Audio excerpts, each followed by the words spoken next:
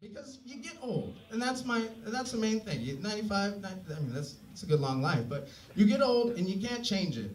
So you start getting wrinkly, you start getting the gray hairs. What else happens?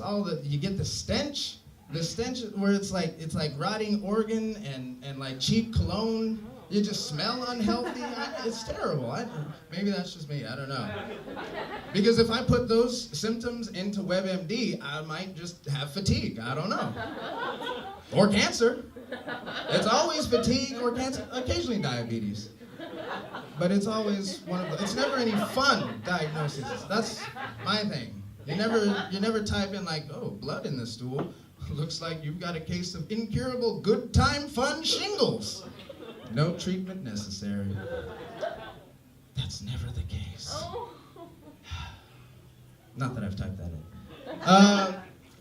But you get old, and that's my thing. So you want to do everything you can do now, because I realize when you get old, I've always attached an age, like a number, to aging, as if it's the number itself that makes you old. And it's like, no. I've realized that getting old means you can literally feel yourself dying. Like you feel your organs shutting down. The eye gets to twitching for no reason. You start feeling things moving around in these areas. I don't know. It takes you longer to piss, I feel like, and that's terrible. I've always been a quick pisser. And I mean, so that's terrible. But you gotta do what you gotta do. And you get old and you can't change it, which brings me to my final point. Have a lot of sex. Have a lot of just outrageous, wonderful, disgusting, glorious, beautiful sex. Because I feel like sex isn't something that goes away when you get older, but I think it definitely changes. And I'm reminded of this because I think about back, remember when you first hung out with that one person you really liked. And you sit down, you have a lovely evening, and the banter is fantastic. You have that first kiss, and you're immediately hard as calculus and moist as freshly baked banana bread. It's just delicious. Just delicious indeed. And then you clamber on top of each other and you kiss and you're making out, and then you start the dry hump. Oh, the dry hump. Oh, how we love the dry hump, and we love it so much.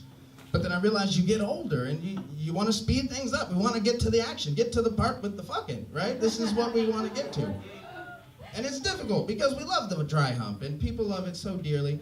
And then you get to the point where you're dry humping and you just want to get to the fucking, but now you're getting chafed and dried out, and you're kissing so much that you're trying to reach for the Carmax, but you can't really, because if you pull out, you'll never get up again, and the whole thing's fucked up. So you start, you're getting on top of the person and you're trying to do all this, right? You're down and now your arms are getting tired. Your arms are getting tired because you're supporting all of your weight. Your lips are chapped, you're chafed, you're fucked up, and you're just trying to hold on for dear life.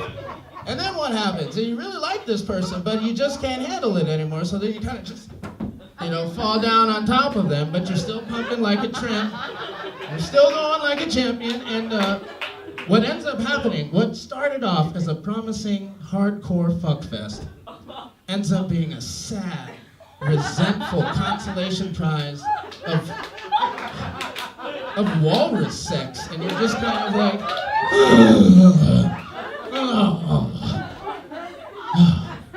and then you grunt and you finish, or not, and then you roll over.